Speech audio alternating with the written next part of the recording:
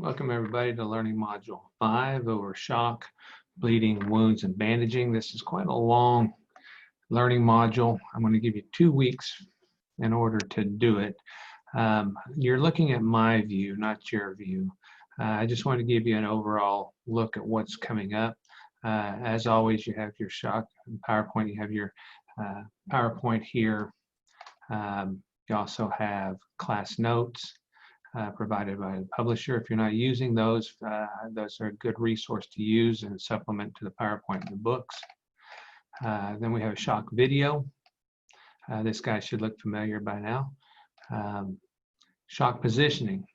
And this one, I want you to attach a photo that you personally have taken of somebody that you've placed in a properly position for treatment of shock. So place son, daughter, husband, wife, cousin, whatever, in that position, take a picture of it and post it into the appropriate place. Then you'll have a quiz over shock. Then we go into the bleeding parts. We have the bleeding PowerPoint. We have the bleeding class notes right here. And then we got bleeding treatment videos. There's 3 of them, one for capillary bleeding, one for arterial bleeding, and one for venous bleeding. They're all 3 different.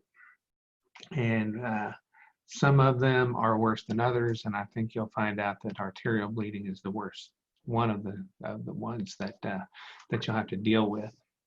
Then I put in a cut decision tree. Should I get stitches or not?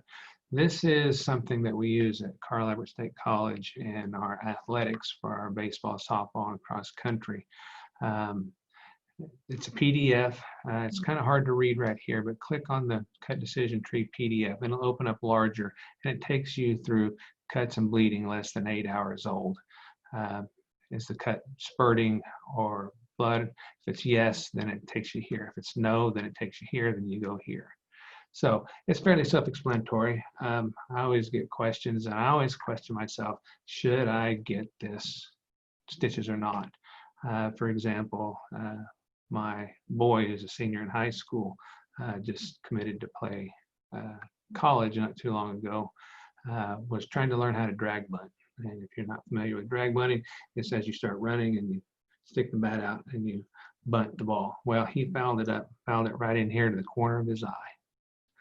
And I employed the cut decision tree as to whether or not he should get stitches. It wasn't a 1/4 inch deep.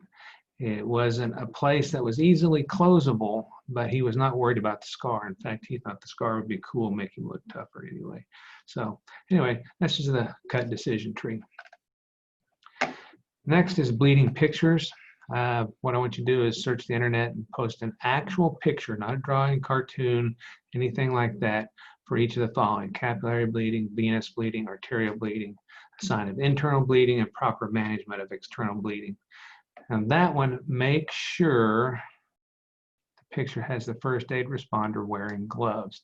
So this is one that you can take of yourself or have somebody take while you're doing it, but be sure to have gloves on, because that is our first line of defense when it comes to bleeding. We take care of ourselves first, we take care of the victim second. We don't want to go home with anything we did not get there with, like on a syphilis herp AIDS. Okay. You should have 5 separate attachments. Then you have a bleeding scenario.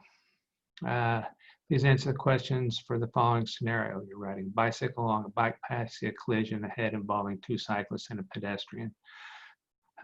Basically, you see this happen. What do you do? What do you go look for? That's been outlined in your book. That's what I want you to do. That I'm not looking for paragraphs upon paragraphs of information. I'm looking for, on this bleeding scenario, bullet pointed sentences in outline format. Then we have a bleeding quiz. Then we move into wounds. Again, we have the wounds PowerPoint. We have the wounds notes from the publisher. And then you have a wounds picture assignment. Search the internet for and post an actual picture, not a drawing, cartoon, etc. Again, an actual picture for each of the following wounds: an abrasion, laceration, incision, puncture, avulsion, amputation, blister. So you can see all of these right here. Be prepared. If you have kind of a squeamish stomach, If you don't like a lot of blood, some of these pictures that you're going to find are you're going to find a little disturbing, but I still want you to copy that picture and post it into the appropriate spot on the assignment. And then we have another wound scenario in which a victim has a piece of glass embedded in his right eye. The chapter will talk about what happens if you get something stuck in your eye, or if a victim has something stuck in their eye. That's what I'm looking for. But I want you to start with size up the scene. Okay. Second thing you would do would be what? The secondary survey or the physical exam, depending on which edition of the book you're looking at. Then what would be the third thing you would do? The fourth thing, the fifth thing, however many steps that it takes for you to answer that question. You have a wound quiz. Then we begin the bandage. Now you're saying, well, I'm giving you 2 weeks to do this. We have their bandaging wounds PowerPoint, our bandaging wounds notes, and then bandaging pictures. Please search the internet and post an actual picture, again, not a drawing, cartoon, etc., of the following bandaging techniques: the bandage and the actual use, not just a picture of the bandage itself. So simply Google search roller bandages and click on images, and then you'll open up and you'll look for somebody wrapping a roller bandage around somebody. I want to see the bandage in use, not just a picture of a roller bandage. Self-adhering gauze rolls, elastic roller bandage, triangular bandage, adhesive tape, adhesive strips like a butterfly, and a cravat bandage. And then you have a bandaging exam. So this will be heavily on searching the internet, copying pictures off the internet and posting them into your assignment box. Each one of these are a separate assignment, so as you click on them, each one will open up an assignment box. All right, that's all I have for this one. It's quite a long one, so 2 weeks to do it, and I will talk to you later.